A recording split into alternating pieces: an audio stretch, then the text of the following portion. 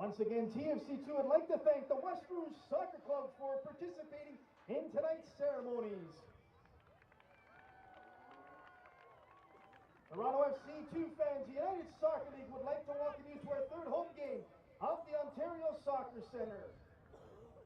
Tonight's match features the visiting FC Montreal taking on your TFC2.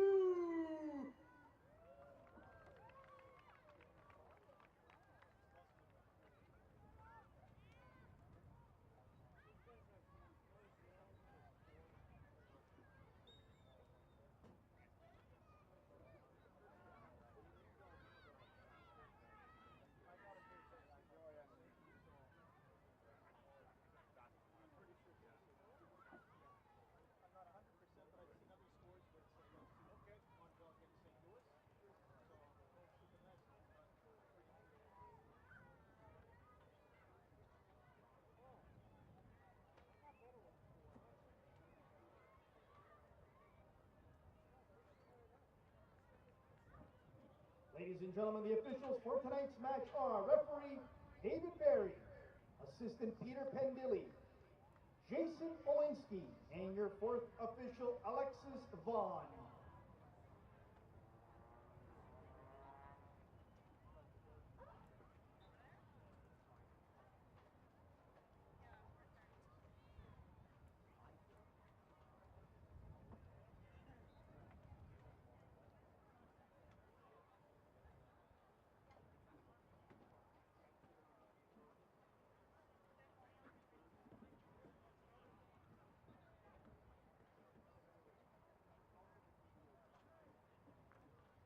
Ladies and gentlemen, tonight's starting lineup for FC Montreal. Goalkeeper number 70, David Pullman. Number 66, Janik Sherdaba. Number 68, Shakib Hossein. Number 69, James Jefford. Number 73, Zachary Sakunda. Number 50, Marco Dominguez. Number 53, Masta Kuchar.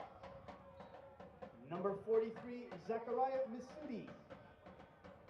Number 49, Alessandro Rigi.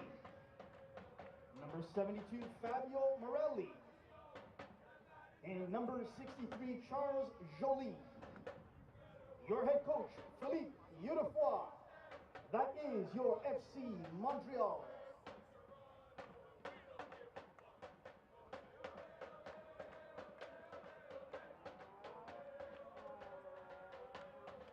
And now, ladies and gentlemen, your Toronto FC2 substitutes for tonight's game are number 30, goalkeeper Phil DiBernardo. Number 51, Robert Boskovic. Number 36, Marcus Godinho. Number 45, Luca Uccello. Number 52, Nicholas Osorio. Number 35, Edwin Rivas. Number 64, Kevin Tamachi.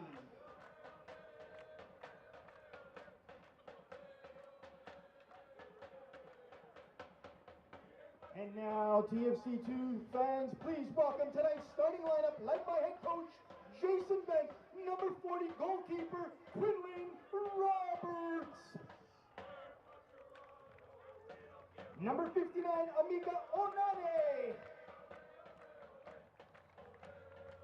Number 54, Gabriel Bokai. Number 46, Daniel Fabrizi. Number 44, Mark Anthony Kay. Number 15, Anthony Osorio. Number 63, Liam Fraser. Number 39, Marcos Nunez. Number 56, Malik Johnson. Number 42, Massimo Mirabelli.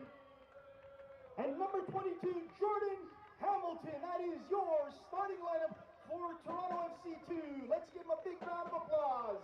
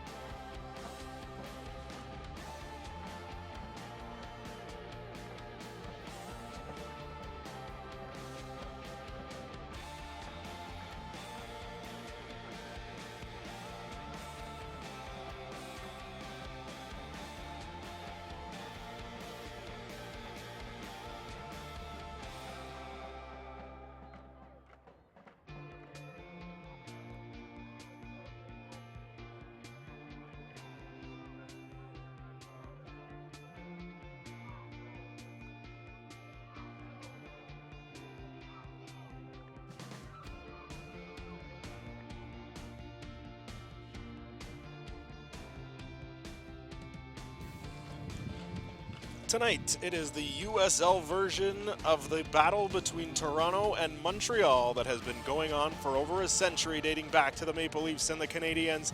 Tonight, it's Toronto FC 2 and FC Montreal in the 401 Derby.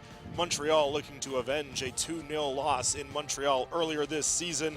Jordan Hamilton is the last Toronto FC 2 player to score a goal back on June 27th in a 1-0 victory against Wilmington. Quillen Roberts was between the pipes that night. He is back in goal tonight. Welcome to the Ontario Soccer Centre in Vaughan for the latest installment of the 401 Derby. I'm Matt Nicolantonio alongside Chantel Blais, and let's kick things off by taking a look at tonight's starting 11 for both sides, starting with Toronto FC 2.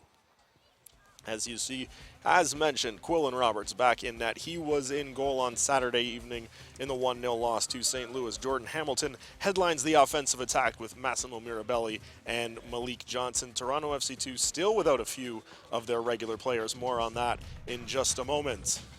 Here is the starting 11 for FC Montreal. They are led up front by striker Charles Joly. He scored a first-half hat-trick against St. Louis last Wednesday afternoon, and today he was named the USL Player of the Week. Toronto FC 2 with just one goal in their last 7 matches. They have been shut out 3 times in 3 losses since moving to this building up here in Vaughan. Chantel, for the 4th consecutive game, I will ask you, what does Toronto FC 2 need to do to find the back of the net? Toronto needs to focus on keeping the ball in the attacking third. Last game, they did okay with the possession, but once you're in the attacking third, they would always give it away. So they just need to make smarter decisions. If they do that, create the opportunities and start capitalizing, they'll be okay. For FC Montreal, they are coming off a 5-2 victory at home against St. Louis last week, as mentioned. They are not very strong on the road this season. They have gone just 0-5-1 in games outside of Montreal in the 2015 campaign. They sit last in the Eastern Conference with a 3-11-2 record. Some lineup notes for you for Toronto. We'll pass along the players of note that are not in the starting 11 tonight. No Skylar Thomas. He is not listed on the reserves list either. So no Skylar Thomas tonight, and we speculated about this on Saturday that with 3 games in 7 days, tonight being the second of them, we would not see a lot of the regular some regular players in all 3 games, obviously. Also to note, Wesley Sharpie still out with that ankle injury. This will be the 4th consecutive game without him in the lineup. Goalkeeper Alex Bono not on the reserves tonight either. He remains up with the first team, as is defender Clément Simonin. The 5 players who were with the Canadian team at the Pan Am Games not in the lineup tonight. Canada was eliminated last night, so we expect those players to be back on Friday. But first, we will have the playing of O Canada.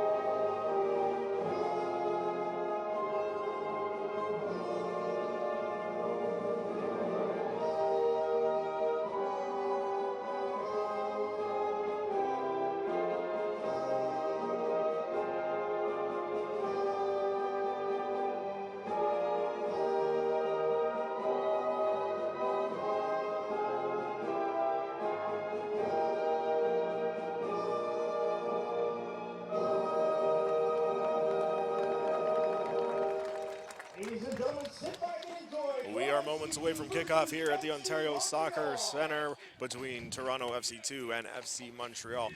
continuing with some of those lineup notes from before the anthem, those 5 players that were with Canada at the Pan Am Games that I mentioned. Adam Bouchard, he's been a rock on the back line so far this season. Manny Aparicio, Mo Babuli, who's been so dynamite in midfield, Raheem Edwards, and of course captain Chris Manello. They have really missed him over these last 4 games. But another boost that Toronto FC2 might be getting later on this week is the return of striker Sal Bernal. He had some visa issues to take care of, and so as a result, he was not able to be in Toronto and training with the club, but he's got that straightened out. He was at training yesterday, and we might see him in a Toronto uniform very soon. Yeah, I talked to him on Monday, and he was ecstatic. He was like, it's been such a long process. It's been since January that he's kind of been trying to figure out how to get back, but he's back. He's been training in Nevada with his university team, so he's still sharp. He's got the touches on the ball, and I think on maybe Friday he'll get some minutes, and he's really excited to show what he has. He's an offensive-minded player. He plays midfield, and with the lack of offense, it's going to be really nice to see an offensive force out there. The 2-0 win back in March was brought with the offensive force of Marcos Nunez. It was his first game with Toronto. He converted a long Mo Babuli free kick in the penalty area, was able to put Toronto up 1-0. Then the second goal was an own goal from Montreal. A good strike from Raheem Edwards. Goaltender made the save and deflected off a defender into the goal. That was the 2-0 scoreline for Toronto. When I talked to Ben on Monday, he also said they were very successful with set pieces against this team last time. So they worked on set pieces again yesterday, and I wouldn't be surprised if we continue to see those today. Now, that matchup, as we mentioned, was in March, so nearly 4 months ago since these teams have seen each other, and perhaps they are not in the same places as they were back then. Toronto, it was their second game of the season. It was actually Montreal's first game of the season, but Toronto got off to a strong start. They've been scuffling lately.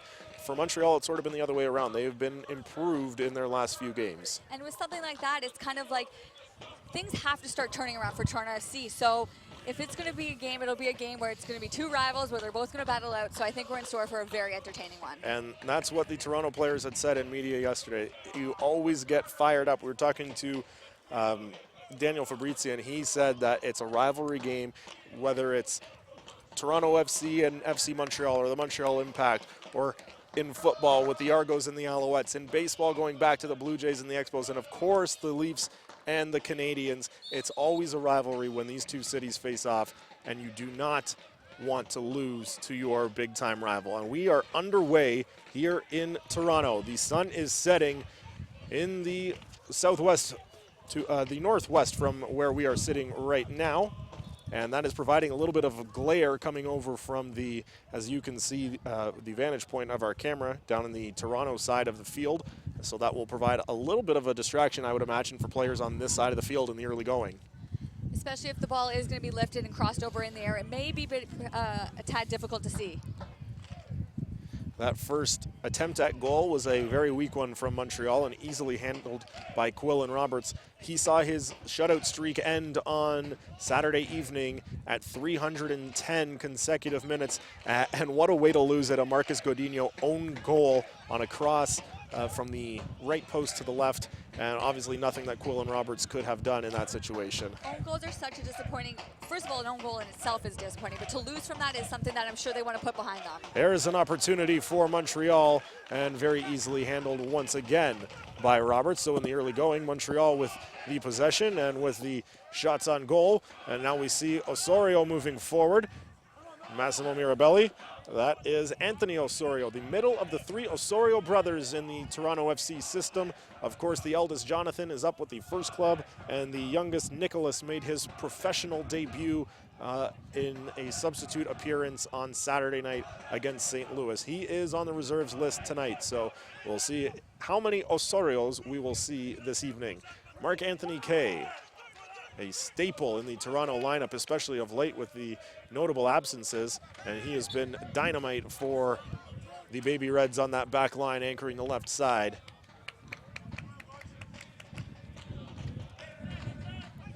That a hard foul charged, I believe, to Massimo Mirabelli, resulting in a Montreal kick as we are just underway here in Toronto.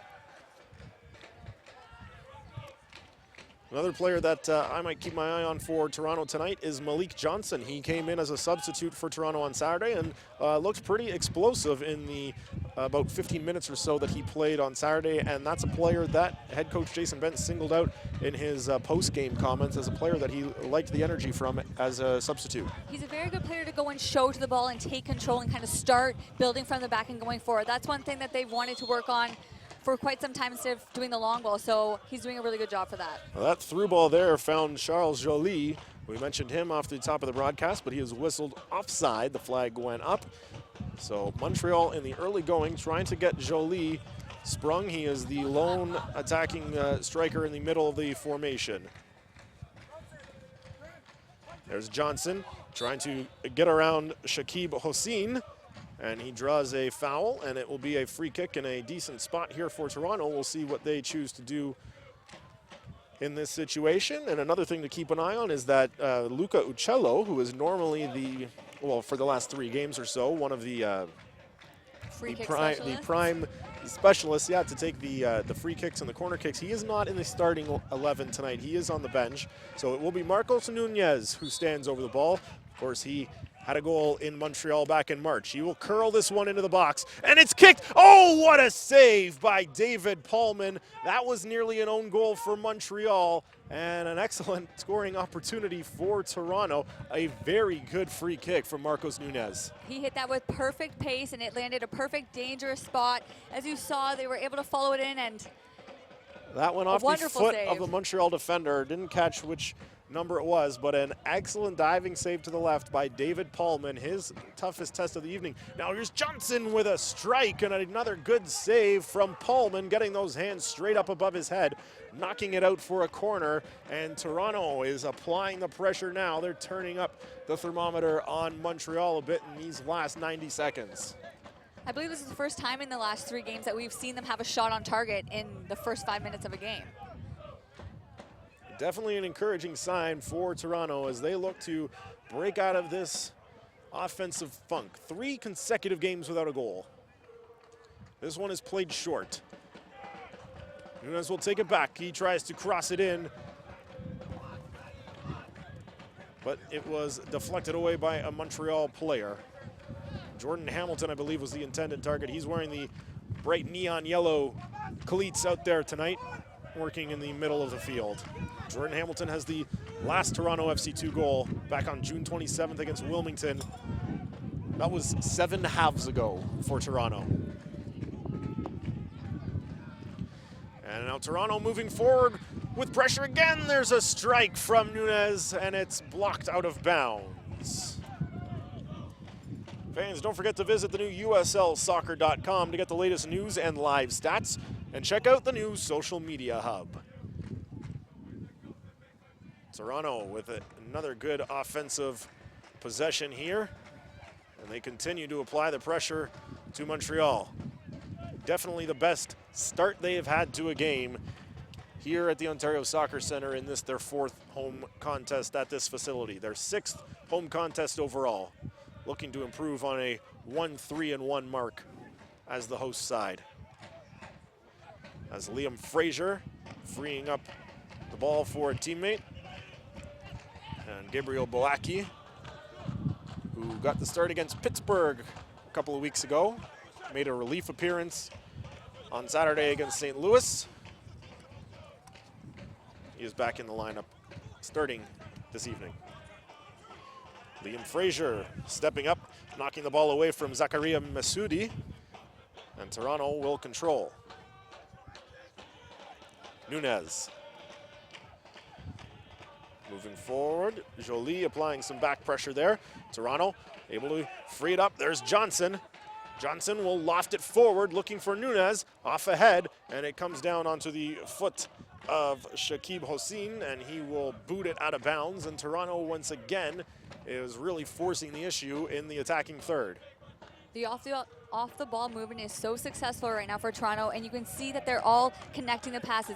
It's been communication that's kind of been a struggle, and in the first 7 minutes we've seen right now, it's been very strong. And we know there's been a lot of tinkering that's gone on from head coach Jason Bent, mainly with the desire to work so many players into his rotation of starting, but also with having missing 5 regulars right now.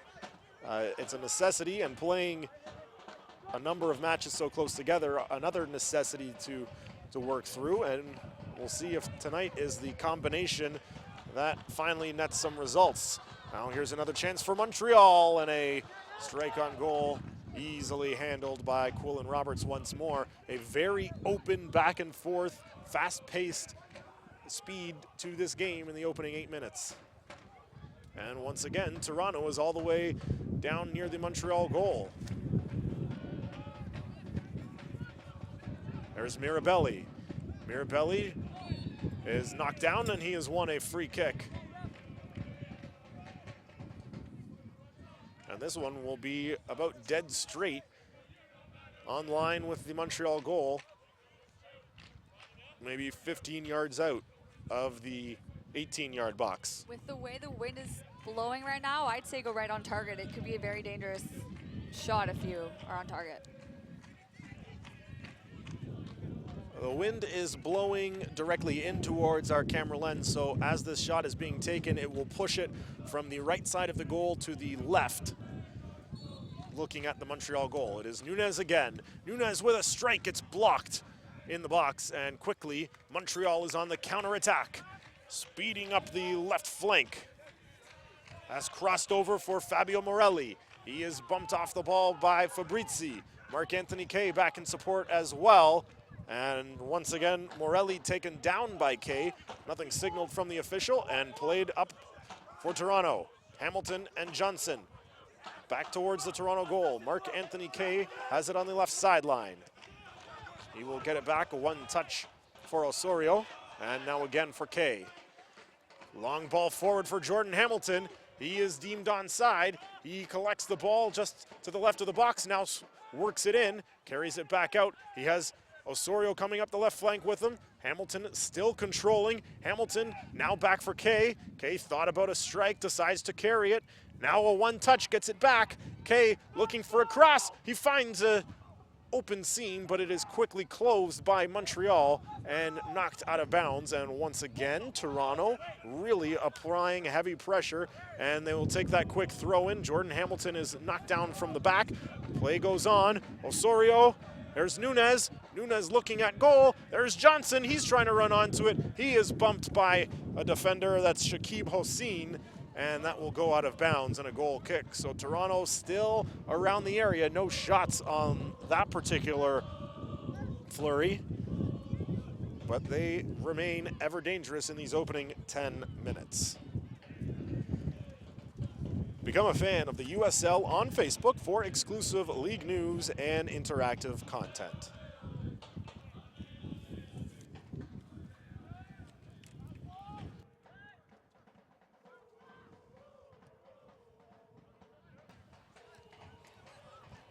Osorio loses that ball in midfield, but his teammates are quickly able to knock it away. And now it's Malik Johnson. Works around one Montreal defender, is unable to get the ball through a second. And this long ball is looking for Rigi. He leads Montreal with 5 goals, but smart defending from, I believe that was Gabriel Boaki. Long ball, looking for Marc-Anthony Kay. He's running up onto it on the left side. He is able to control it. Looking for Hamilton in the middle. Decides to send it backwards for Osorio. Osorio crosses it in. Again, Kay. Kay will cross. Headed down by Nunez, and it's not a good attempt, and it is well wide of the goal. And Toronto, we saw it in the first 5 minutes with some shots on target. In these last 5 or 6, a lot of opportunities down there, but they've stopped putting the ball towards the net. They're still creating the opportunities and not giving the ball away in the attacking third, and that's something they've been struggling with the last 3 games. So it's still way better than the last 3 games we've been seeing, but once these opportunities are now being created, it's now capitalizing on them, and they still have it. And with the way they've been playing, I wouldn't be surprised if they continue this way. I'm not surprised if we see a goal in the near future.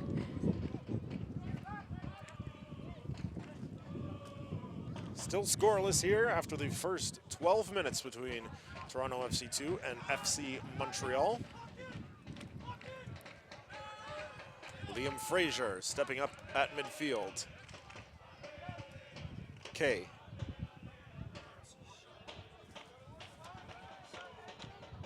That is Ononye. And now Nunez. Ononye. All the way back for Quillen Roberts. Fabrizi.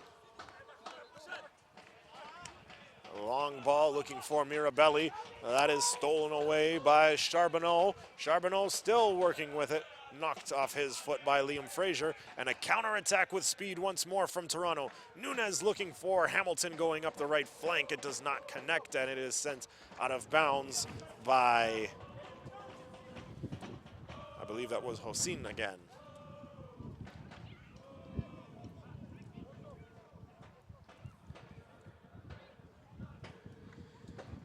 Ball thrown in to Johnson. Looking for Mirabelli, just out of his reach. And that will allow Montreal to head the other way.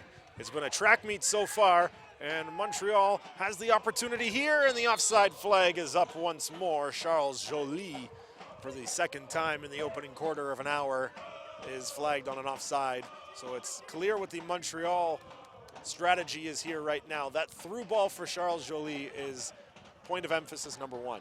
And if the Toronto FC2 defense continue to play the way they are and stepping up and keep catching him offside, he won't be dangerous. So smart play for the back line right now. And stepping up there is Ononye. One touch from Nunez was intended for Hamilton. Instead, it's Joly working forward, and a smart defensive play there from Ononye. He is able to get in the passing lane. And now his pass ricochets off a Montreal attacker. And moving forward is Fabio Morelli, but he is dispossessed by Marc-Anthony Kaye. And he will have an opportunity to push it forward for Toronto. Now he is double teamed by a pair of blue jerseys, able to get through both of them. A third player, Dominguez, is able to win it back for Montreal. And now Morelli on the right flank into the corner. Crosses off the foot of Osorio and into the forest behind us. And we'll go out for a throw into Montreal. A frantic first 15 minutes of play. Chances exchanged on both sides. We've seen a couple of saves from both goalkeepers, but nothing has found the back of the net thus far. But you feel like that is not going to hold through 90 minutes tonight. The dam, you have to imagine, will break eventually. Just a matter of which team will do it first. Toronto hopes it's them. They've conceded first in each of the last 3 games and gone on to lose each of those 3 games without a goal for their cause. Mirabelli dances around a defender, pokes it forward for Johnson. Johnson, with some nifty footwork there, is able to get away from Marco Dominguez, but the ball comes free for Zakaria Masudi. And now played up to the left side. Stepping up is Boaki. Push forward for Hamilton. Will he get to it before it goes out of bounds? He does, knocks it off a Montreal defender, and will draw a throw-in for the Baby Reds right in front of the supporters section.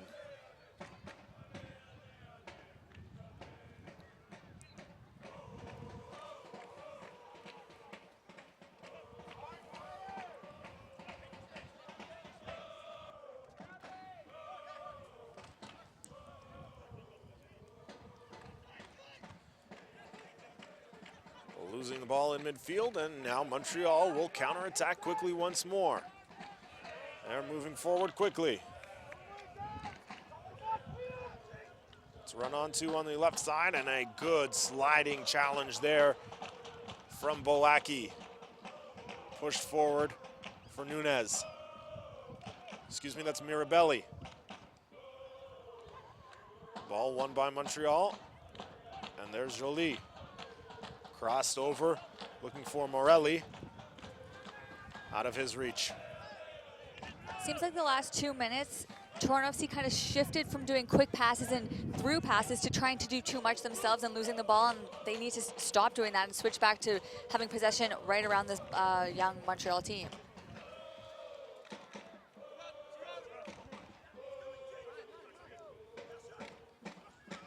Marc-Anthony Kaye throws in, was looking for Osorio and set off the head of Charbonneau, and Montreal pushes forward. Masudi for Joly, back to Masudi. That's Rigi, actually, who is the one-touch target there. Another dangerous member of the Montreal attack. Nunez unable to get around his man. He was looking for Hamilton, and he is sent sprawling. And another tackle goes awry on the far side of the field, near the midfield line.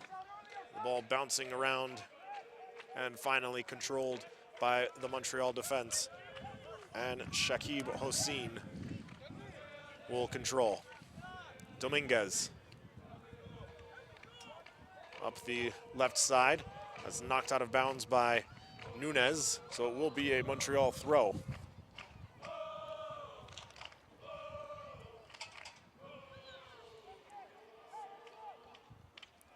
Thrown in, one touch from Rigi. Pinballs back and forth off a couple of heads. And now, once again, Hossein.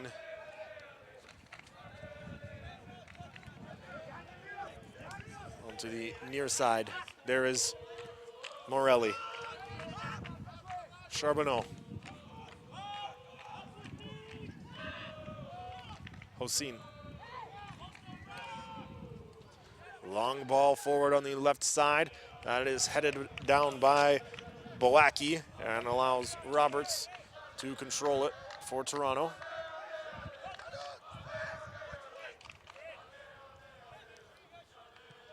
Roberts, again, second time tonight he's done this. A long ball to the left side for Marc-Anthony Kaye. He is able to win possession for Toronto.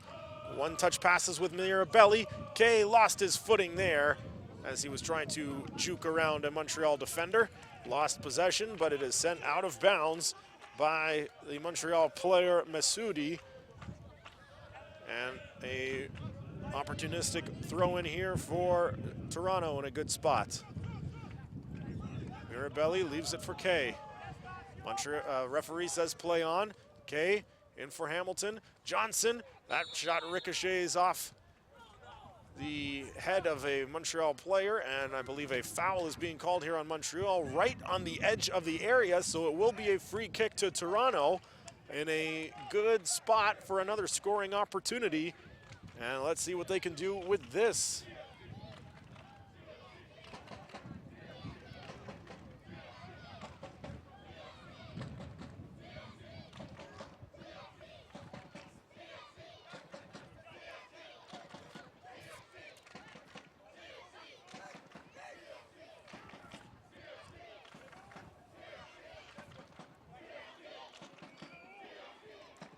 Hamilton and Nunez standing over the ball.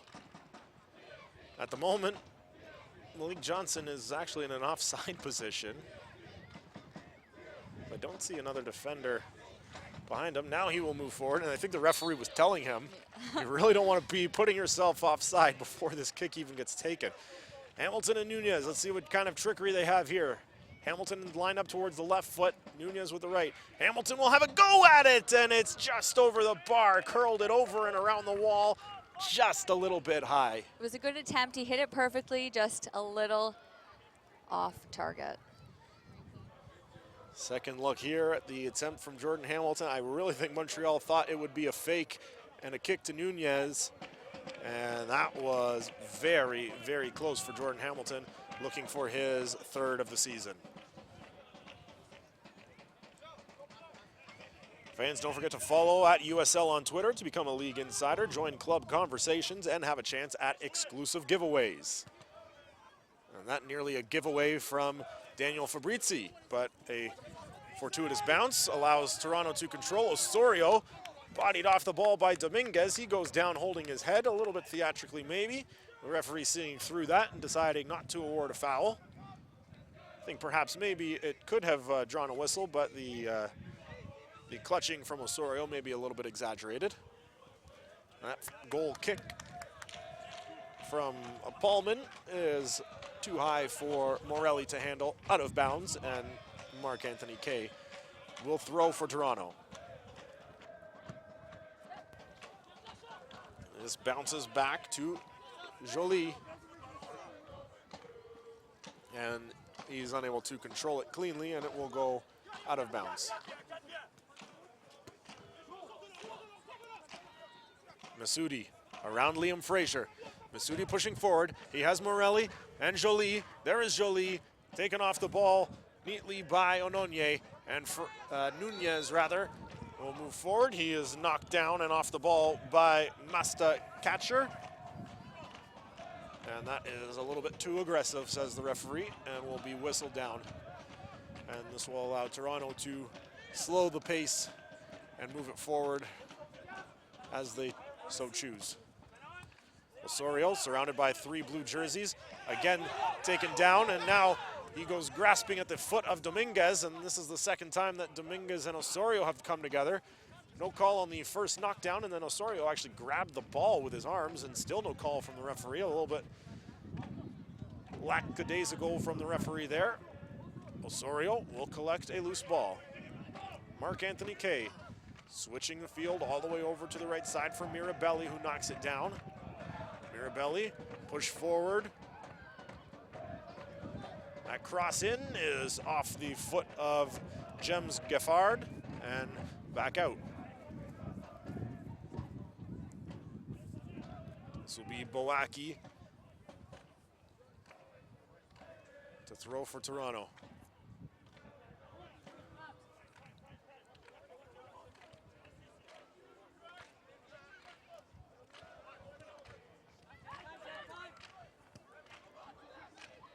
That long stretch looking for Rigi. He's onside, he's in the area, and he is knocked off it. And Roberts will control it easily.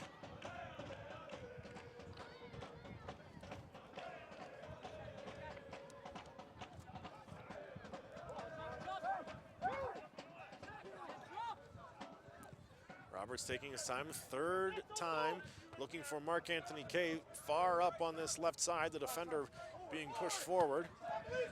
Mirabelli. Chip forward a little bit too far for Kay, but Malik Johnson is there to apply pressure, and that one is out of bounds. Smart call from the linesman here. And Mark-Anthony Kay will throw in to Johnson. Johnson trying to get around Dominguez. Masudi is there to interrupt that ball. Osorio back for Fabrizi. We've seen some good opportunities on both sides, but you could say that the defending, at least in the middle of the field and towards the sidelines, has been a little sloppy. Johnson is onside, and he chips it well over the goal. Another good opportunity for Toronto. Getting back to my point there, Chantal, a little bit sloppy at times. We see that ball coming out of bounds here. Very simple passes that just aren't crisp, aren't sharp, aren't handled easily. And I think that's why we've seen such back and forth so far. I'd agree, and it comes with lack of communication. A lot of the time, you think you're going to do one thing, you think your player's going to run the way you want them to run, and then it just doesn't work out that way. But it's how you kind of bounce back and get the possession again on your side. Jordan Hamilton for Mirabelli. Looked like he tried a fake there to allow it to play through for Osorio, but the Montreal player behind him was in good position. And that's Gabriel Boaki in good position to knock the ball away from Alessandro Rigi. He throws it in now.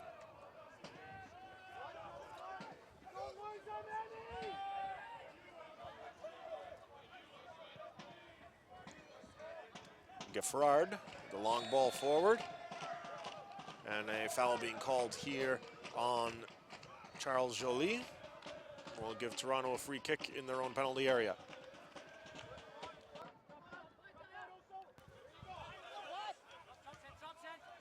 Fabrizi plays that ball through, and it finds Nunez looking for Hamilton. He's just a step behind it, and it is James Geffrard, who is wearing the captain's armband for Montreal.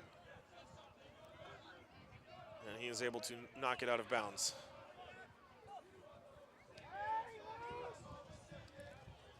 Captain's armband for Toronto tonight is once again Quillen Roberts. It is his third time this season wearing the captain's band, as Chris Manella once again out of action tonight. We expect to see him back on Friday evening with a host of other Toronto players and what should be a pretty strong lineup fielded by Jason Benton's side if all is going to go according to plan. Geffrard is able to step up there, make an offensive play. Masudi back for Geffrard, and I'm not sure if that was a strike or a attempted pass to the corner. Regardless, it's well out of bounds, and it will be a Toronto goal kick. But Chantal, we have discussed on Friday, we could see the 5 Pan Am players back in action. That's Aparicio, Bouchard, Manella, Babuli, and Edwards.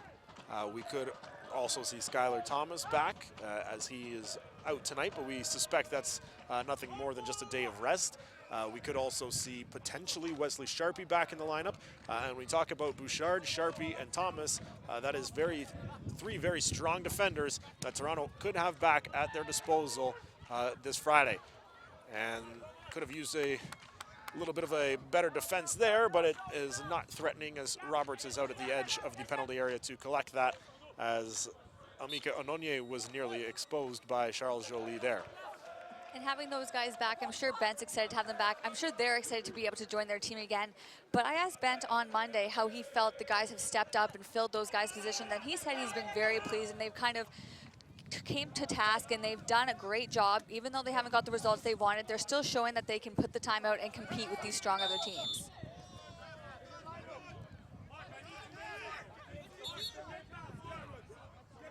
Obviously showing no love lost between these two teams. There was a disagreement among the players on who should have possession after that out-of-bounds / foul play. Mark Anthony Kay thinking it was just out of bounds, while Charbonneau disagreeing, and ultimately he won the call from the official. And here's a dangerous look for Montreal as they're in. That's Massoudi. Joly is in there as well, so is Rigi. And finally, Toronto will be able to clear it as it's carried out of the area by Boaki. And Hamilton will lose control there, and he is disappointed with himself. Charles Joly, back at the Toronto penalty area, is now up to his feet as a number of players got tangled together there. And Montreal looked like they might have a scoring opportunity, but none ever really developed. That's a through ball intended for Joly. He is able to run onto it, but Ononye able to knock it away. It is a corner, however, for Montreal as we approach 30 minutes played here in Toronto.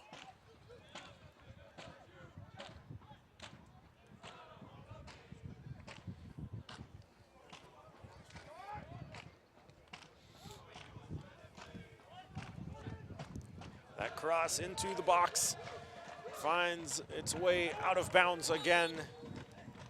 And Mark Anthony Kay and the Montreal player, I believe that's Hossein, come together once more. Take this opportunity to remind you Nike is a proud partner of the USL. You can follow at Nike Soccer on Twitter for all the latest Nike Soccer information. Will be a goal kick from Roberts as the temperature, which was very warm and pleasant all throughout the day here in Toronto, has dipped as we get into the evening. As we approach 8:30, 8:45 here in Toronto. And with the wind blowing, it has cooled down. Still comfortable for the players. Perfect temperature for football. There's Massoudi, played through, looking for Rigi, but it is the right foot of Amika Ononye who will disrupt the flow of things for Montreal. Malik Johnson knocked down and the ball knocked out of bounds by Captain James Geffrard. But the ball ruled out of bounds off Toronto, so it will be the Montreal throw that you saw there. And now played to the near side, the right flank for Charbonneau. He's hollering at his teammate to get into position. That pass indicates that he did not get in the position he wanted, and now knocked out of bounds by Fabio Morelli in a sprawled position. Mark Anthony Kay receives a throw. Mirabelli knocked down for Johnson. Johnson able to move it quickly for Nunez, but stepping up was Sukunda as he is able to disrupt Fabrizi. Mirabelli. Nunez. Nunez chipping forward, looking for Hamilton, headed away by Hossein. Charbonneau displeased with his long ball there, and it will take a roll, a right turn, and roll out of bounds. It will be a throw to Toronto. The referee indicating that Marc-Anthony Kaye trying to throw from too far up the field and asking him to back up.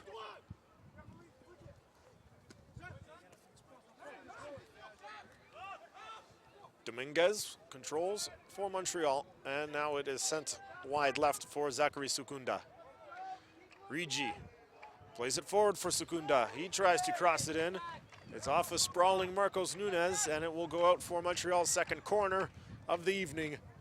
About 33 minutes played here in Toronto, and there is no score between Toronto FC2 and FC Montreal. Of course, the affiliate team of the Montreal Impact in Major League Soccer.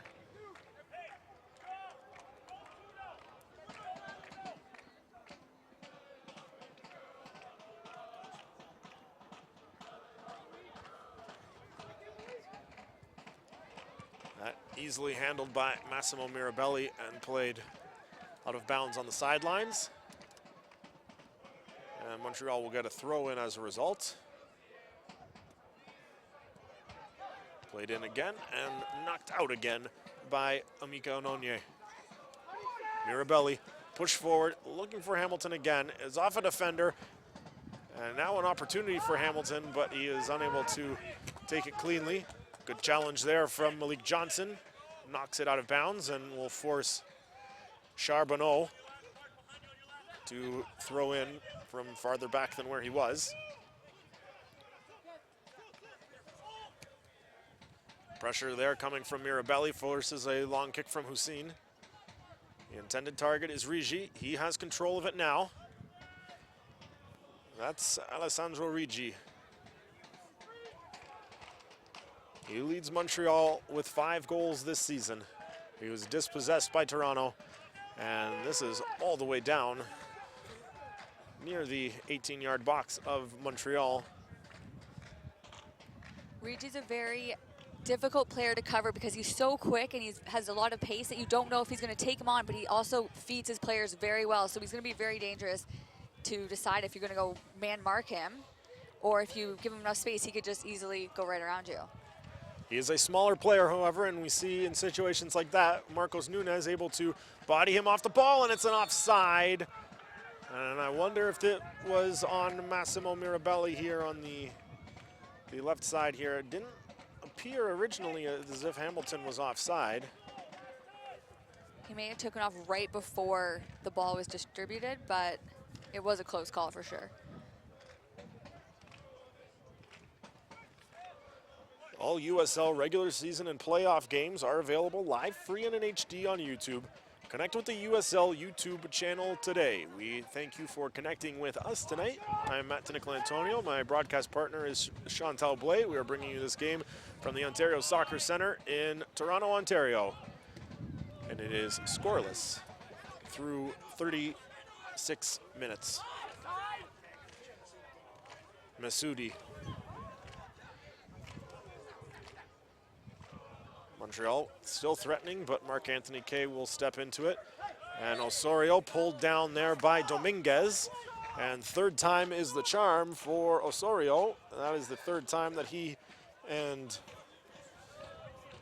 Marco Dominguez have come together. And finally, he is able to draw a foul. A smart play there from Geffrard is able to get Montreal quickly the other way. There's the speed of Rigi, able to run onto the ball. Nunez is back in defense, and it is out off of his shin pads and out of bounds, and we'll go for the third Montreal corner kick of the evening in the opening 37 minutes.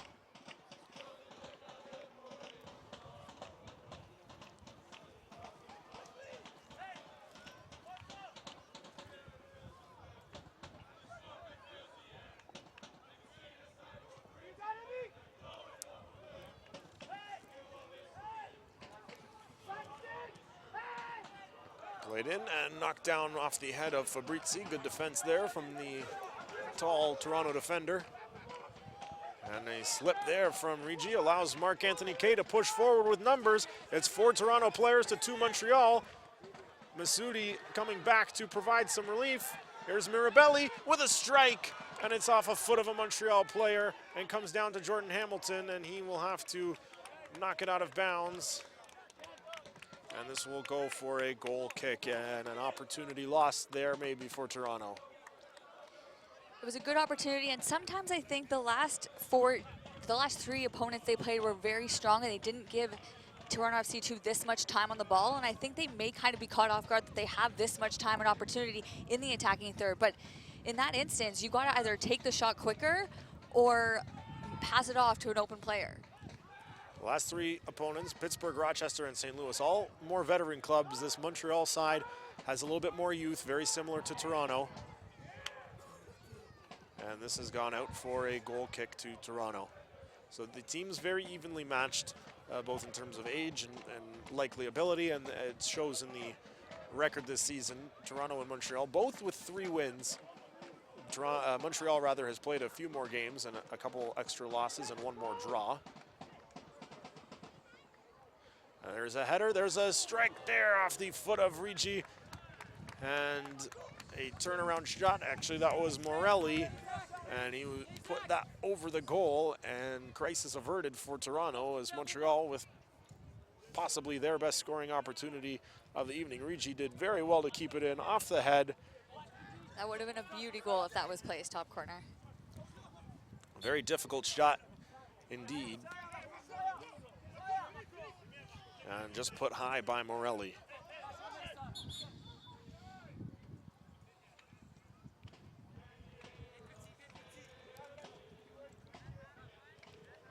Second attempt is done properly, says the referee.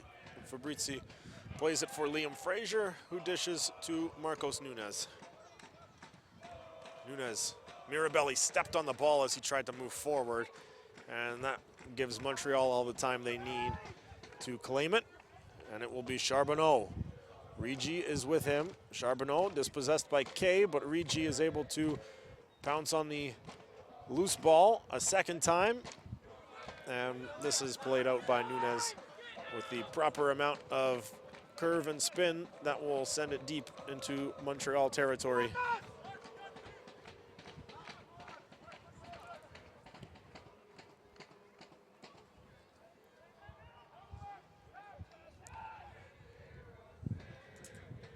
That played forward. Hamilton may have got a piece of it with his head, but Malik Johnson is able to run onto it. He is bumped off the ball by Hussein. Nothing wrong with that, says the referee, and Montreal will control in their territory and slowed down by Charbonneau. Played forward. Fabrizi will step up and knock it down with the head. Marc-Anthony Kay, Amico Ononye. And now Nunez.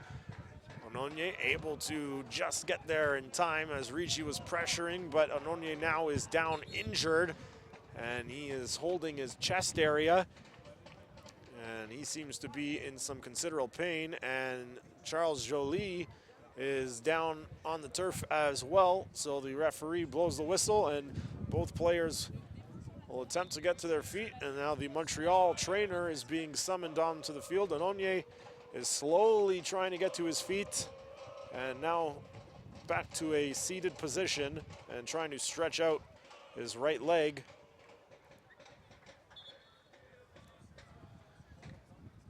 And now the Toronto trainer being called on as well, as Ononye will go back down onto his back.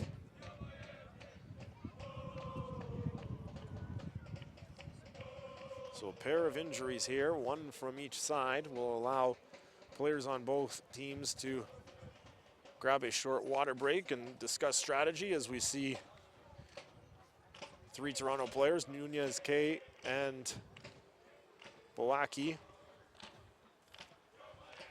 gathered near midfield. The rest are at the Toronto sideline, and now those 3 players will come over as well. Jordan Hamilton, the lone holdout, he's on the far side of the field at midfield, grabbing a drink of water. And let's see if we can decipher what went wrong here. It looked like for Ononye may have jammed his foot as he was moving forward as he made contact with Jolie. And that could have been why the right leg of his is a little sore, jamming his ankle or his shin. And perhaps the same for Jolie, as he would have got hit on the foot or leg area. The ball by Nunez was a dangerous pass, and it kind of set that up for two players going in full speed. And I think Ononye there kind of pulled back, and that may have jolted his leg in the process. So both teams have their players on the sideline now walking. They are under their own power. Does not appear serious. And we are back underway as Jordan Hamilton will send that on to the Montreal goal.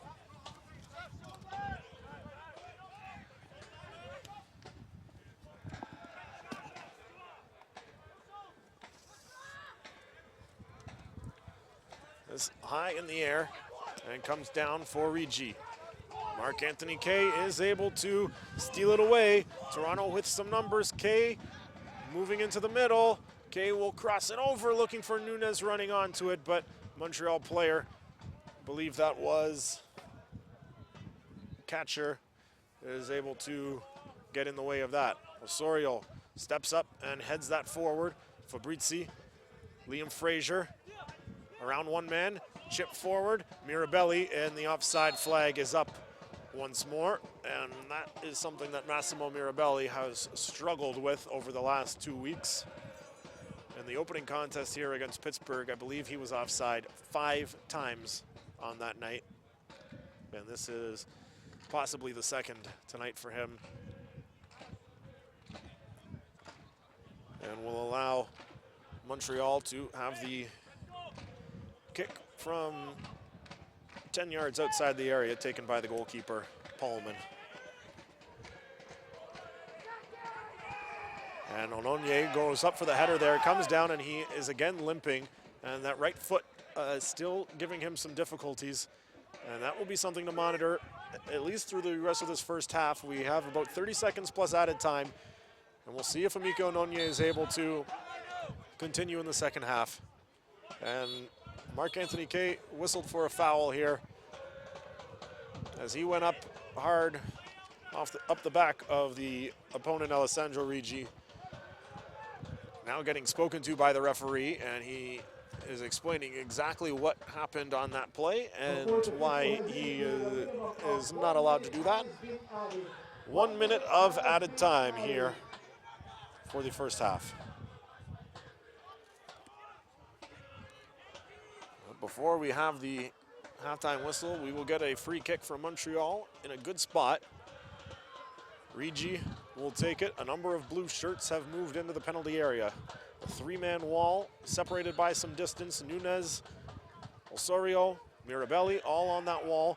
It's played down, not exactly the area that Toronto wanted it to go, and as a result, Montreal is still threatening, but Malik Johnson is able to push that over his head and back toward midfield.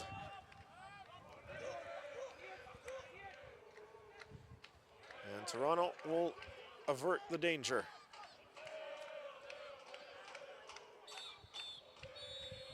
And that will do it for the opening half.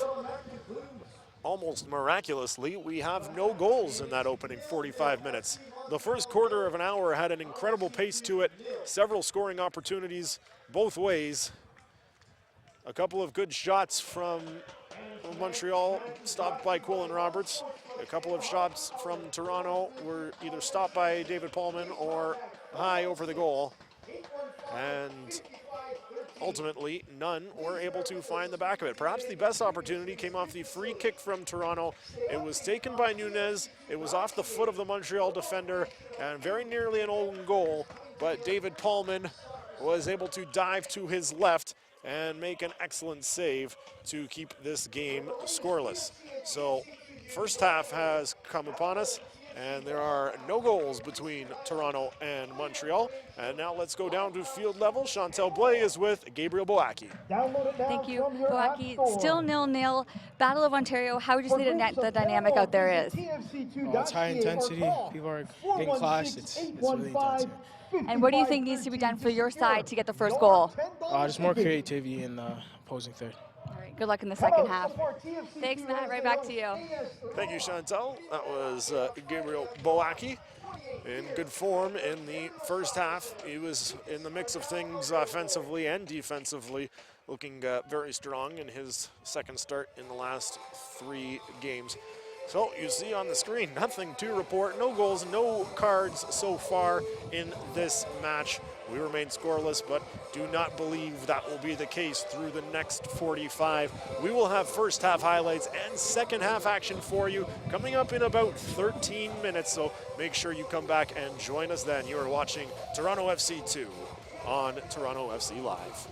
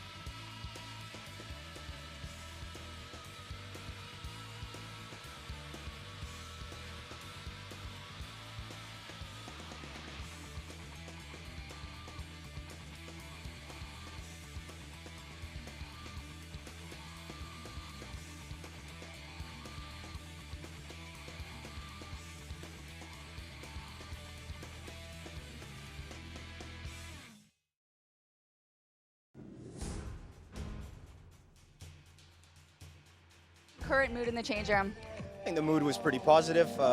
We controlled the beginning of the game, and we got into some great positions where we were 2 against 1, 3 against 2, even 5 against 2 on one occasion. And we just needed to be a little bit more ruthless in the attack in third and just make the proper decisions so that we can get more attempts on goal. But we've had a few chances. The keeper's made a few saves, so that was pleasing to see. We just, you know, in all my years of football, whenever you're on top for a period of time, you got to capitalize, and that means goals. So we're hoping to get some in the second half. So 45 minutes left. What do you think the difference will be to get the goal and get on top? Like I said, I think it's just the good spacing, and then once we get to that right moment, we have to make better decisions, and then hopefully somebody can take their chance.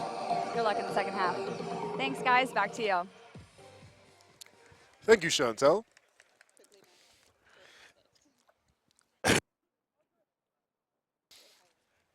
Here are the highlights from the opening half. We saw a good opportunity there from Montreal, and the best scoring chance for Toronto coming off the foot of Marcos Nunez, deflected by a Montreal player, and a good save by the keeper, and a second save there off the foot of Malik Johnson. Easy save there for Quillen Roberts.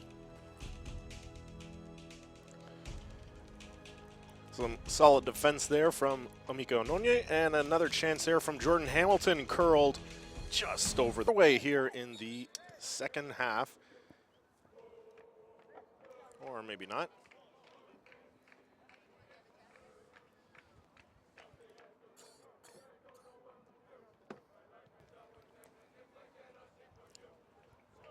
The referee finding something that he did not like. Looks like a Toronto player on the far side of the field. Malik Johnson a little bit ahead of the play. Now we are ready to go, and here we go in the second half. As head coach Jason Bent mentioned, it's very uncommon to see this style of play for a prolonged period of time without a goal being scored, and we have to imagine that one way or another, these goose eggs will crack. Just a matter of which egg will crack first, and Toronto hopes it is the one underneath their name here at the scoreboard at the Ontario Soccer Centre.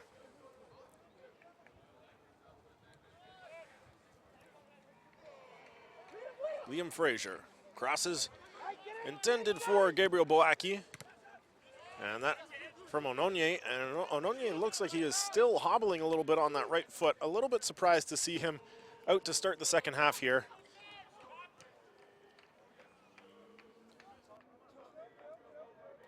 As it seems every time he sort of comes down on that foot that he hobbles for a second or two right after.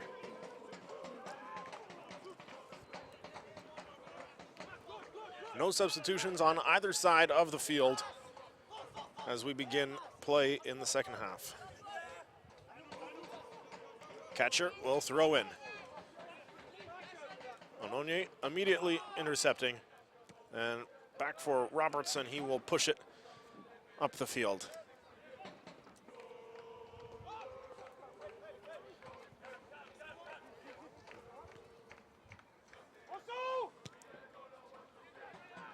That's a long ball looking to stretch down the right side, but Mark Anthony Kay is back for Toronto and able to get himself in between the ball and the defender and allow his goalkeeper to clear it. Nunez, Mirabelli, one touch for Nunez, trying to move forward, and he is unable to get past the defender. That is Hossein. Now Malik Johnson. So Nunez again, he has taken one free kick that had some potential. He was right around the ball for a second that Jordan Hamilton ultimately took. What does he have this time? It's a chip. It's in, and it's saved by Paulman. It was off the head of Mark Anthony Kay, and another Toronto player snuck in behind and was able to get a soft chip. But Paulman was able to collect it easily. And some more creativity from Marcos Nunez. And I've liked what I've seen from him on set pieces so far tonight. There's a hard play from the Montreal player. That's Ricci going aggressively up against Roberts. Excuse me, that's not Ricci. I believe that's Morelli.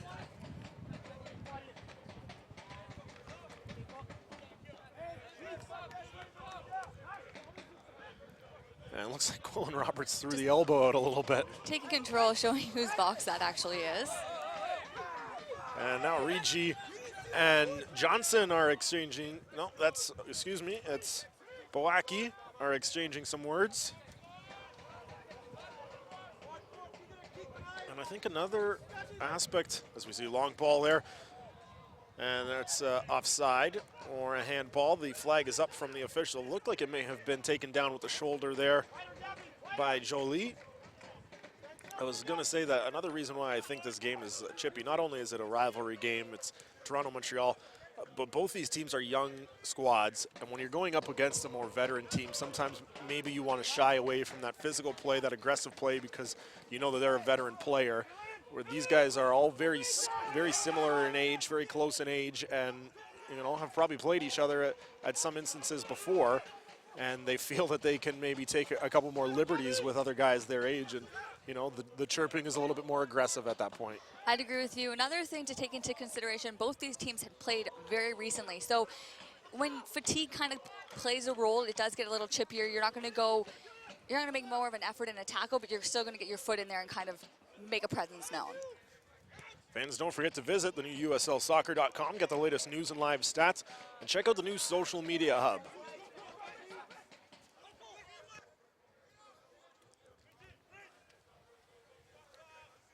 Frazier is able to chip that ball past the sprawling Montreal defender. Mirabelli chipping it up for Osorio. And now Osorio taking down his man. Is that, nope, not Dominguez on the far side. Difficult to see the player number from our vantage point here, but it's a free kick to Montreal regardless of which player it is.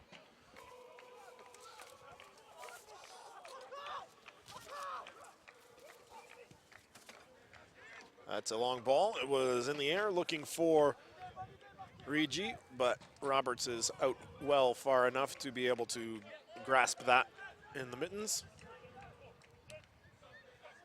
And now right at the edge of the area, he boots that out to midfield.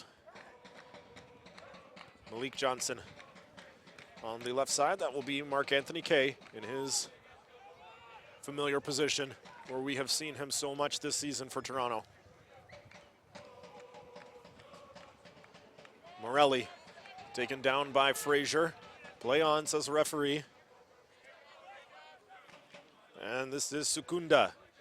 Crossed into the middle. No blue jerseys are near the ball. And Fabrizi in a red jersey will send it forward for Toronto. Johnson bumped, and as a result, the ball, well, it's going to be ruled off the Montreal player. It looked like it may have been last touch Johnson, but Toronto will throw.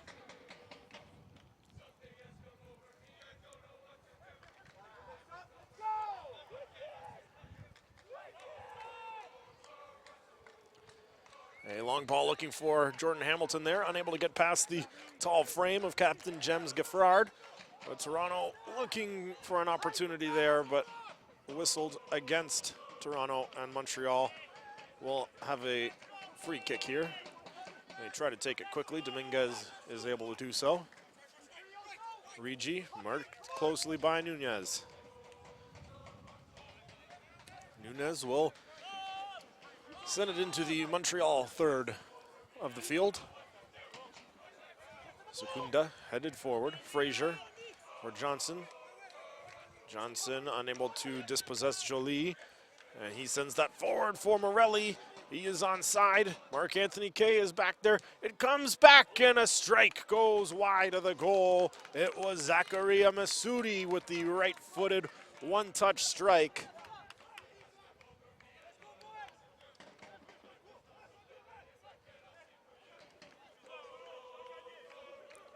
Good play there, Morelli. Masudi able to run onto it, and he just missed the goal.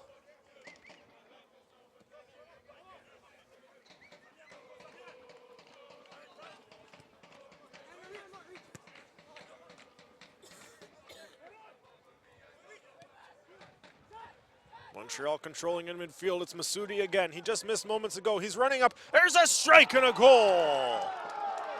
Spectacular strike from Zakaria Messoudi.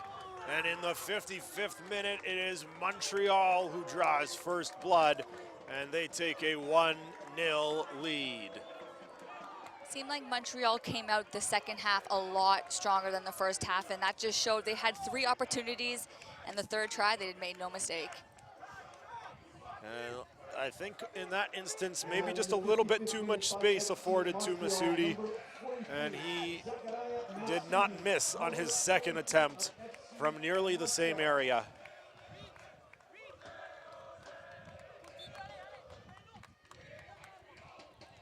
So for a 4th consecutive home contest here at the Ontario Soccer Centre, Toronto will play from behind as they have conceded the opening marker.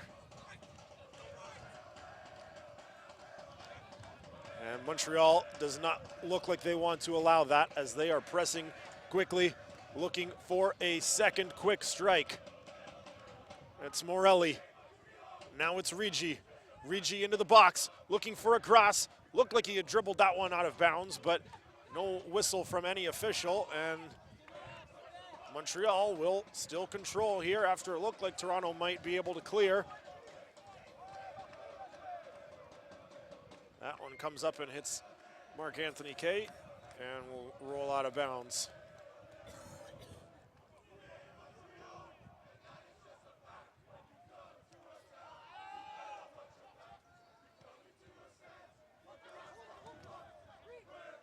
Rigi. Played in, and there is an offside as it was Zachary Sukunda who was ahead of the play. First substitution for Toronto will come in a few moments. Kevin Timochi has removed his warm-up top and gone to see the 4th official. Fans, become a fan of the USL on Facebook for exclusive league news and interactive content. Tamashi, just a 17-year-old player, added to the Toronto FC2 player pool from the TFC Academy a few weeks ago, and will be making another appearance here, looking to provide some offense. As Osorio crosses in, Hamilton and Nunez were in the area, but it is David Paulman who is able to glove it.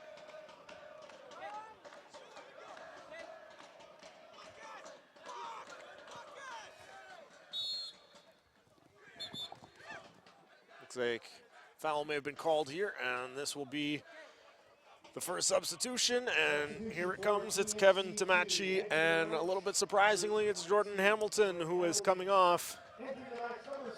Perhaps, as we have mentioned, wanting to keep players fresh, and maybe Jason Bent wants Jordan Hamilton available to him on Friday evening when Charleston comes to town.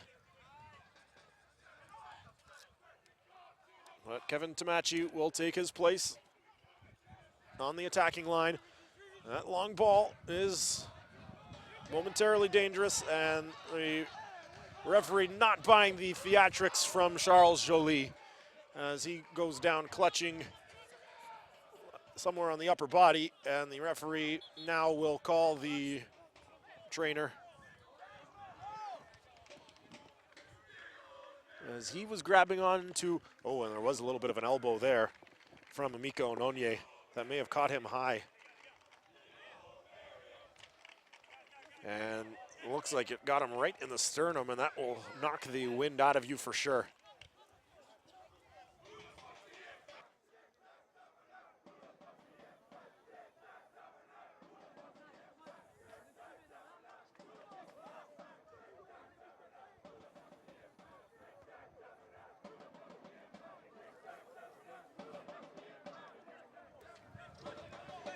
So while Joly is attended to for the second time tonight,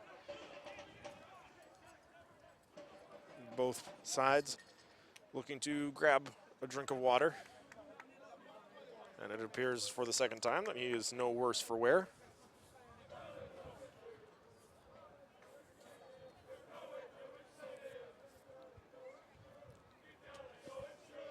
Chantal, thoughts on, as mentioned, Jordan Hamilton coming out of this game relatively early, perhaps maybe Jason Ben wants him available for Friday evening and wants to limit his minutes. I thought that Hamilton had looked dangerous at times tonight. At times, but I feel like today his pace wasn't really a factor. All the balls that were played to him were never ones that he had to outrun the defender and kind of beat them with pace or speed. But he did okay today, just he wasn't really the offensive force I think he normally is. Also a possibility that the first club will be interested in having him on their roster for their friendly match tomorrow night against Sunderland of the British Premier League. Jordan Hamilton was in the friendly against the British side Tottenham last year, and he was able to score 2 goals in the second half of that game against Tottenham. So will be interesting to see how many of the TFC2 players work their way into that contest. It's normally a game where you want to give young players some minutes, but with another game on Friday evening, might be a little bit difficult for them. As Marcos Nunez will take another free kick here. It's on goal, towards the goal anyway, and it is just wide. I believe that was deflected, and it will go for a corner. And those low, hard-driven balls are so dangerous because, like we just saw, any touch could either trick her in or just wide like that was.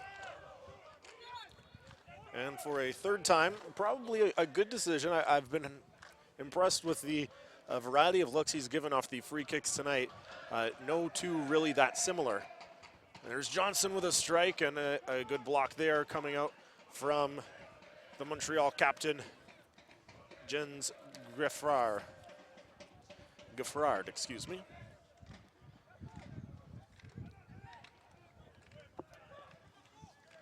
And Marcos Nunez might be, you could say, the most dangerous Toronto FC2 player on the pitch tonight. As of right now, yes, he's been the most consistent, and with how we just talked about, how you touched on the versatile free kicks, he's kind of, it's not easy to read and you can't really know what to expect.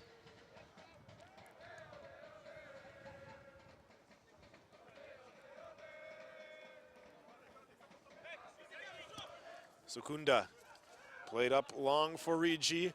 He runs onto it.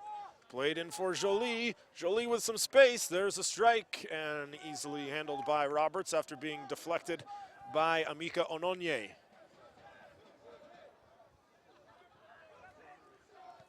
And very shortly, Toronto will make its second substitution of the evening as Luca Uccello has moved into position to enter the match. He's been a frequent starter of late, and looks like he will not be excluded from the proceedings tonight. And it will be in place of Marcos Nunez. Perhaps to alter the looks on these set pieces. It has been Nunez tonight. It has been Uccello a lot lately in the absence of Mo Babuli. And a strong showing from Marcos Nunez tonight after missing that game on Saturday against Pittsburgh. Was not in the starting 11, was not in the reserves list either. Coach's decision. And he has taken his opportunity tonight and given a good showing.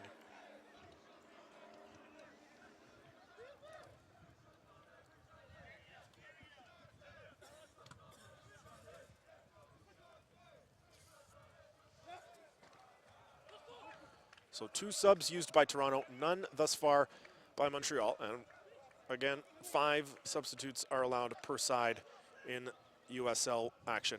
There's a strike from Jolie, but it is well high of the goal. Roberts didn't even really react to it. Was never worried about it.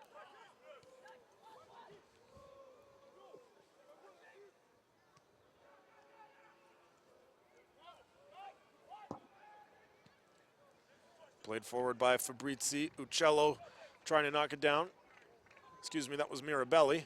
There's Uccello and Malik Johnson. And a stumble there from Sukunda on this artificial turf.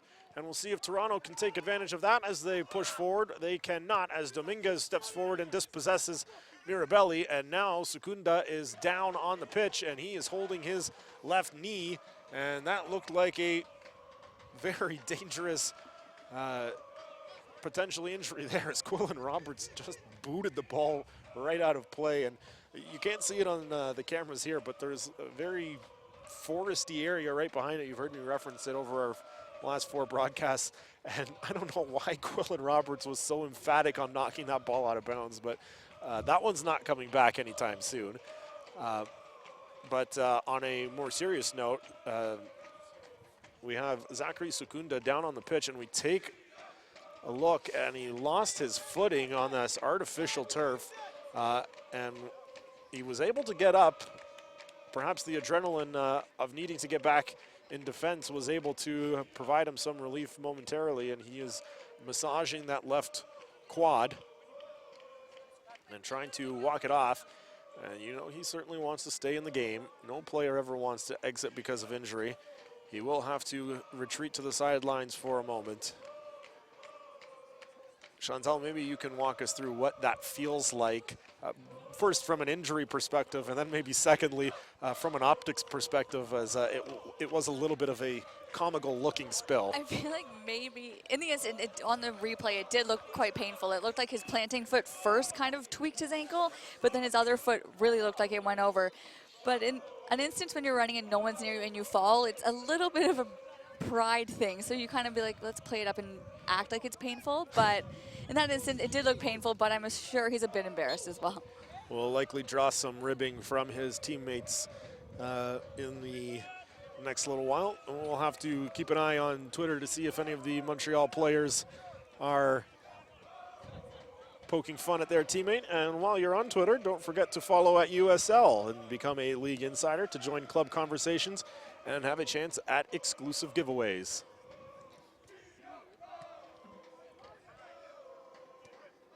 In midfield, it's Liam Fraser, Mark Anthony Kay looking to find a backheel flick there. And once again, I'm not sure if it's just because he's on the other side of the field from us now, but I always feel like in the second half, we notice Mark Anthony Kay a little bit less. And we've commented on it before. And I'm really not sure. Is it just because he's so far away from us now, or do they actually use him less in the second half? I feel like they kind of changed the game plan in a sense, but also when we were touching on the players who will be returning from Pan Am, that's 3 players who are very strong in the back. So when they're back, I wouldn't be surprised if we see Kay either moving up to a midfielder position or just being able to do those overlapping runs more often. Yeah, that left back side is normally where we see Adam Bouchard, who has been so strong for Toronto FC2 so far this season. And you know, when he has returned from injury, Wesley Sharpie on the other side of that line, on the right side where he normally patrols, really just solidifies that back 4 for Toronto.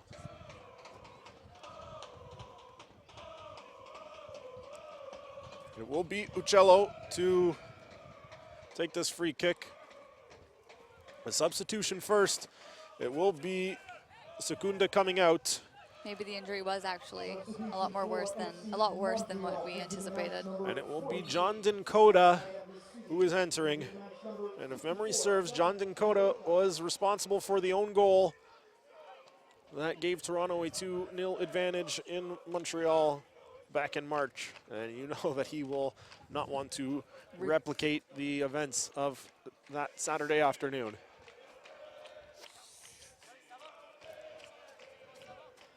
It will be a corner to Toronto.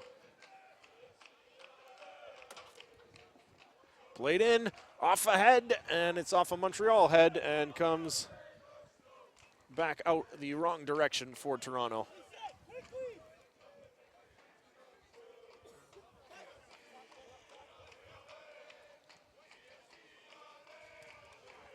Uccello takes some hard contact there, but he is able to play the ball away first. Referee says play on as a result. Liam Fraser hangs on to it a little bit too long. And there's a through ball for Joly. Charles Joly, there's a strike, and it's right on Quillen Roberts, and he will handle that easily every time. A good pressure there coming back from Amika Ononye in defense. Did not give Joly much time to get a good shot away. And Kevin Tamachi has to be shaking his head there. Try to pass, and it went right into the legs of the official. One thing Roberts does very well is he's very aware of the space in his box. In that instance, if he stayed up that much, Joly could have even easily chipped it over him, but he always does a good job of getting back and taking off that angle, an opportunity for them to score. Now it will be Morello and a strike from, Morelli, not Morello. Morelli with a right-footed strike and easily handled once again by Quillen Roberts, who once again has looked strong in goal. The one goal allowed was an excellent strike from Masudi. Mirabelli will leave it for Boaki to throw in. Gabriel Boaki drawing the right-back assignment tonight. We saw Marcus Godinho there on Saturday, and this is the second start for Boaki in the absence of Wesley Sharpie, and Boaki has looked strong. Mirabelli with a strike, and a block by the tall defender, Shakib Hossein.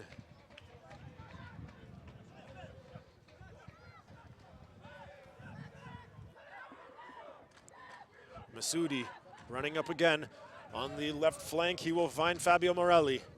Morelli with some trickery there, but it is a little bit foolish to attempt that there. And Malik Johnson will play it forward, and Kevin Tamachi runs onto it for Toronto. He does not have much support with him at the moment. He will have to pause. And there is Mirabelli. Mirabelli crosses in off the head of Osorio, and not much power behind that header, and easily handled by David Paulman.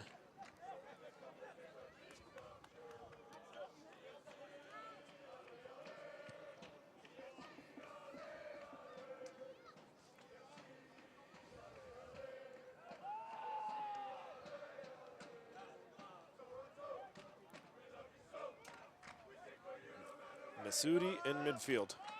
He has the lone goal of the match so far, and for Toronto, the clock working against them once again. 20 minutes remain to try and get a goal.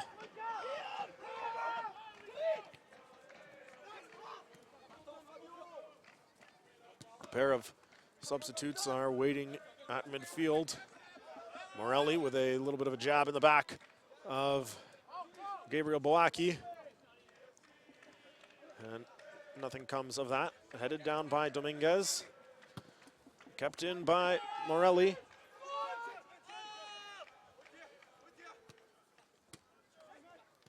Johnson, Frazier, Osorio. Mark Anthony Kay pushing forward on the left side. Is it just out of his reach? It is, and slammed out of bounds by the Montreal defender Charbonneau. And substitution for Toronto will be Edwin Rivas. Number 59, Amika Onane. And Amika Onane, perhaps the injury for him as well is a little bit too much to overcome right now. Edwin Rivas will enter for him. And for Montreal, entering will be Frederic Lajoie-Gravel. And exiting will be Alessandro Rigi. One forward for another in that instance. And a second Montreal sub is ready as well beside him. It's Nazem Belguinduz. And he is not coming in just yet. With the substitution Bent made, it's obvious that they're now focusing on trying to tie this game and pushing only 3 in the back and making Rivas be an offensive force. So it'll be interesting to see if they can capitalize early with still some time left. And for Montreal, the first substitute was one forward for another, with Rigi coming out and Lajoie-Gravel coming in. And there's a ball forward, and it's Frazier with an opportunity. And he is unable to capitalize on that chance. Liam Frazier, far from home. We don't normally see him pushed up that far, and he was able to sneak around the defense and get an opportunity. And another substitution for Montreal here. It now will be Belguinduz coming in, and it will be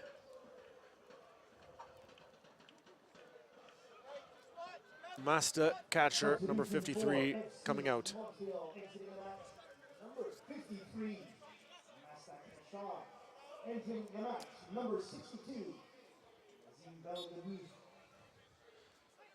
So 3 substitutions have been used by each manager.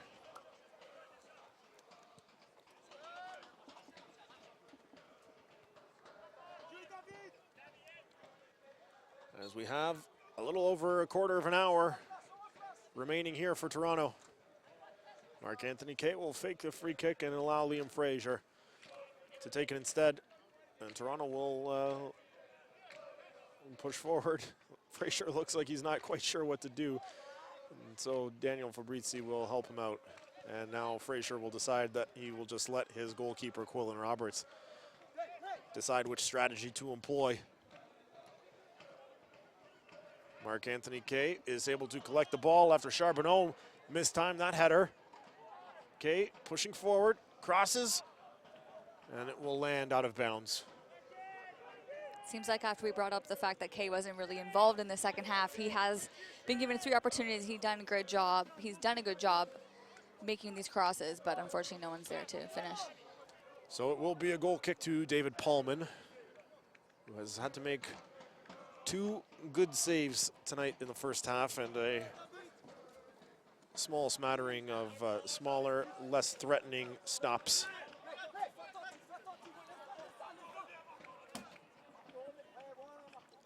Nike is a proud partner of the USL. Follow at Nike Soccer on Twitter for all of the latest Nike Soccer information.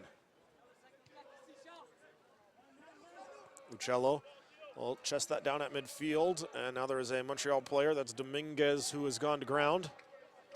He is up, hobbling, and back in the action.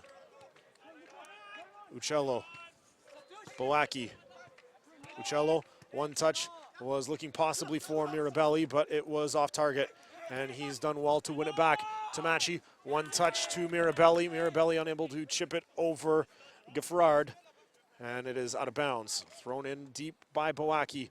Tamachi, I think that went off his arm, and it will be a handball called on Kevin Tamachi.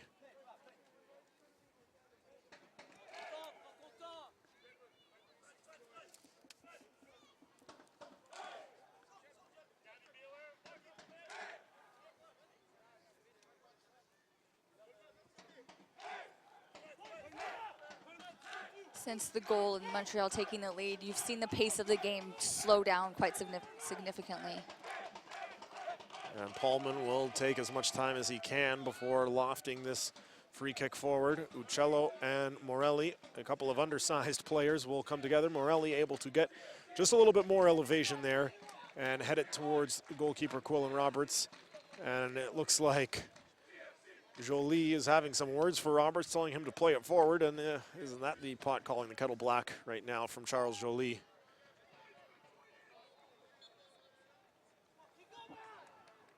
And out of bounds here will allow Montreal to throw in. Might be, it is thrown in. We will see the 4th substitution for Montreal shortly. This one out of bounds again on the far side of the field. Victor Omar Ndeye will be entering at some point. And on the far side of the field, it is Janouk Charbonneau, who has gone to ground and is in some pain. And the Montreal trainer, for a 3rd time this evening, will have to go visit a player. And all the way on the far side of the field. It looks like he's holding his foot. Unable to see on first look what might have happened to him.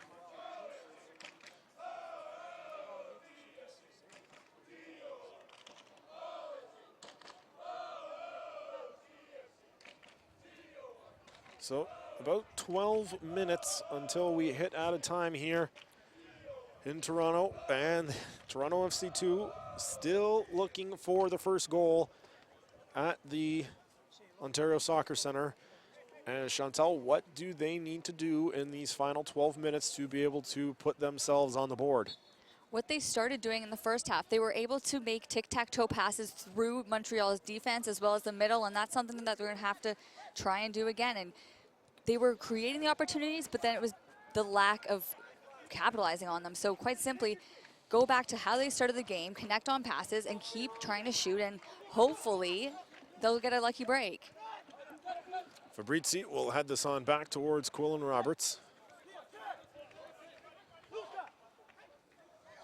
And Liam Fraser will send it on up. Mirabelli, Boaki.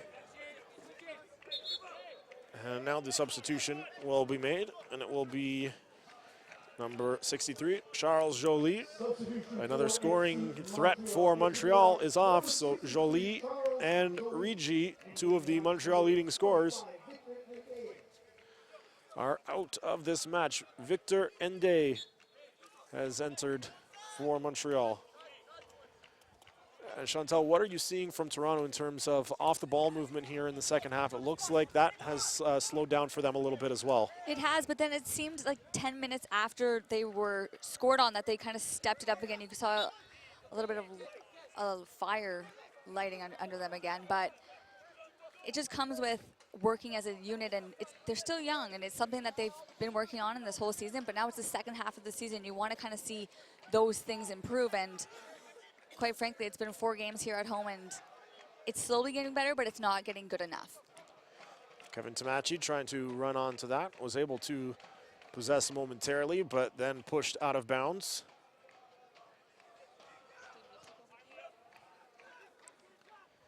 Frazier trying to win from Ende. He's able to do so. There's Osorio, Mark-Anthony Kay. He is being pursued heavily by Masudi and dispossessed, and now Montreal will counterattack with some speed.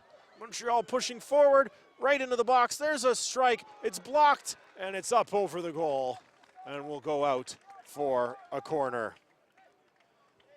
All USL regular season and playoff games are available live free in HD on YouTube. Connect with the YouTube channel, the USL YouTube channel today. 10 minutes to go before we reach added time here in Toronto. It's a goose egg for the Baby Reds. It's a 1 on the scoreboard for Montreal.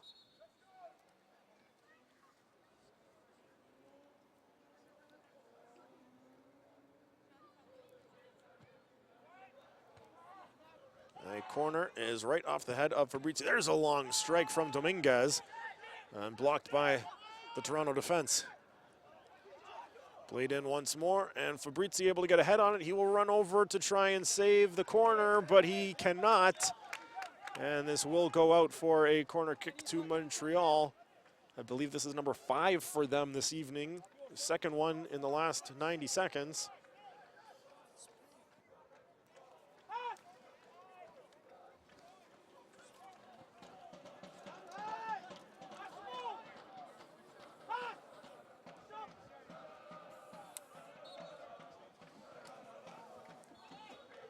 This one is played short.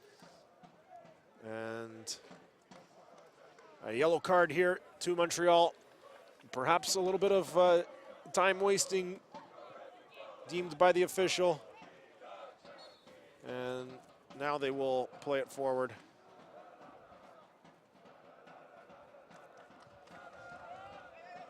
And unfortunately for Toronto, we've seen that frequently in the last few games. That comes as a result of being down by a goal late in games.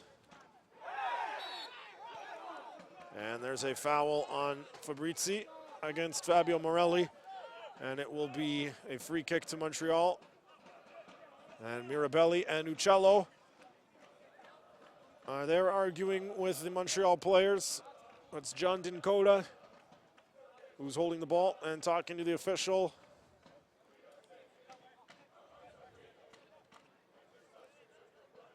And now the official marking the paces and indicating where the wall can be set up. It will be a one-man wall of Massimo Mirabelli. It is played quickly by Nazem Belguendouze. And now here is Masudi, and it is headed away by Gabriel Boaki.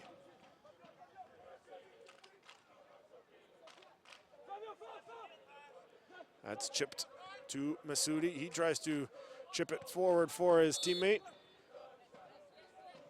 And a Montreal player is down, but I believe the foul is called on Montreal.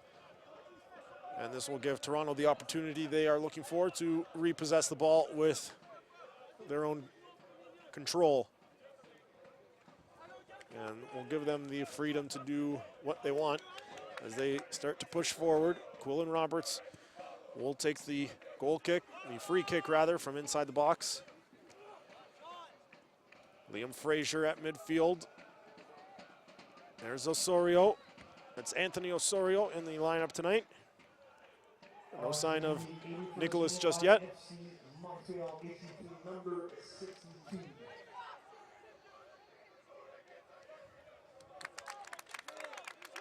And the throw-in one here by Montreal, as Fabrizi did well to save a corner, I suppose, but had to concede a throw-in in the process. Here's Masudi. Frazier, a little bit of a tug on the jersey there, and luckily he pulled off just in time. There's Mirabelli trying to control and push forward. The chip goes to Rivas. Rivas will knock it down for Osorio.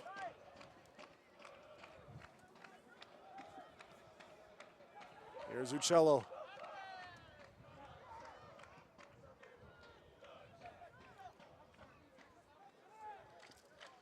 Mirabelli falling there. Played it over to Osorio before he went to the ground. Mark Anthony Kay slowly pacing forward. Plays it up for Rivas. Tamachi. There's Mirabelli, and it's knocked over the bar. Oh, Massimo Mirabelli with a glorious opportunity there. And David Paulman had to be sharp and leap up to knock that over the bar.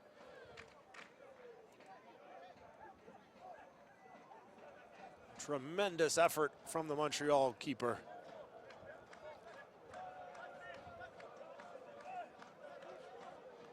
And moments after, here's the corner played in, and Rivas goes up, but the Montreal player is able to get to it first.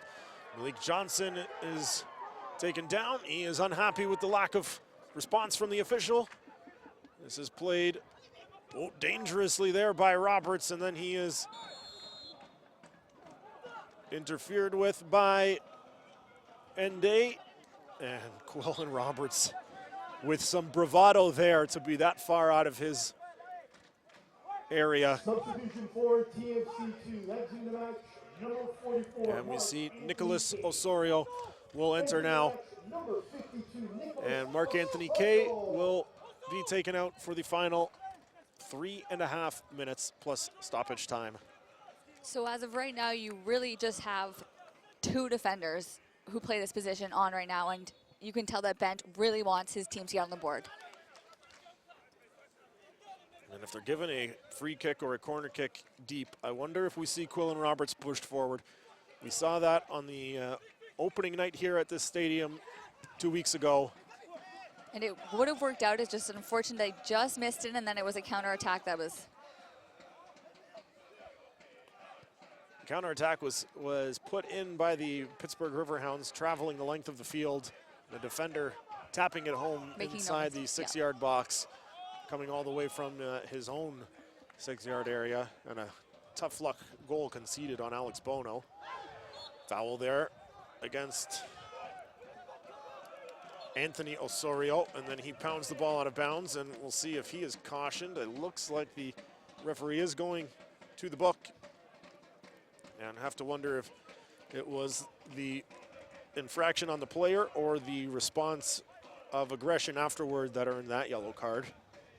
Bit of both, and we've seen in the last 15 or so minutes the frustration that Toronto FC too. We had Quillen Roberts sending a ball to the forest. Then we have Osorio. That just comes with also being young and the maturity level. But you can tell the anger, and I'm sure the frustration of being down in 4 consecutive games taking its toll. And so with both Osorios on the field, should note this is the first time that both Osorios will be on the field together for Toronto FC 2. Nicholas subbed in after Anthony was already removed from the game on Saturday. Played up by Roberts. We're getting close to the 90 minutes now, about 90 seconds away from that.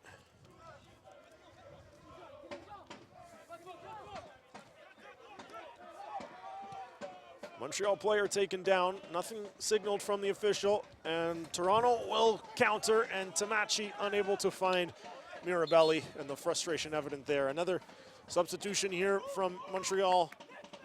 Entering is Philippe Lencourt-Joseph, and exiting will be Zakaria Masudi.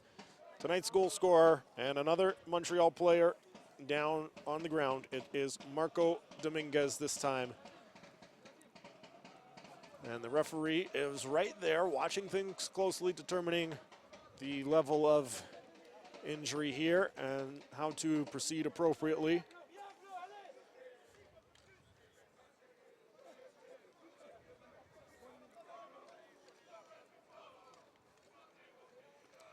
And the head referee is communicating with the fourth official at this point, asking, I believe, if Dominguez is the player who is to be subbed off. And that was not the original indication from the scoreboard of the fourth official. And in an old traditional Toronto FC style, we see a red flare, and the red smoke has been launched from the stands, the supporters section on the north end of the field. 4 minutes of added time have been announced. A minimum of 4 minutes has been added. 4 minutes has been added. And so for a fourth consecutive game, Toronto will push heavily in added time, looking for an equalizer. They have not been able to find one in the previous 3 instances.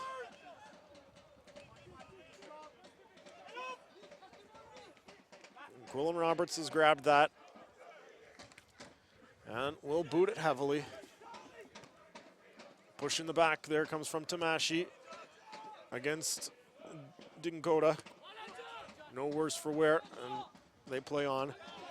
And an aggressive move there by Le Joie Gravel against Gabriel Bowaki. And now we will see that substitution made official of Masudi exiting for Philippe Lincourt-Joseph. Entering the match, number 46, Philippe Lincourt-Joseph. 1 minute of the added time has been played, as you see on the screen there. Mirabelli trying to get a foot on that throw-in. It's played into the middle, and a left-footed attempt from Lincourt-Joseph is not very powerful, and Quillen Roberts will be able to get this forward. A little bit too much height on this kick, as it doesn't get as much distance as it probably could. Uccello able to win it and knocked out by La Joie Gravel. Uccello will throw it in for Bowaki. Frazier plays it forward. Uccello unable to keep it in on that sideline. And Montreal will get a chance to throw in, and now will take their sweet time in doing so. Mirabelli unhappy with the time-wasting efforts of Montreal, and it is thrown in by Dinkota. Ende is there to receive it. Uccello once again will knock it out. 2 minutes of added time of the 4 have been played.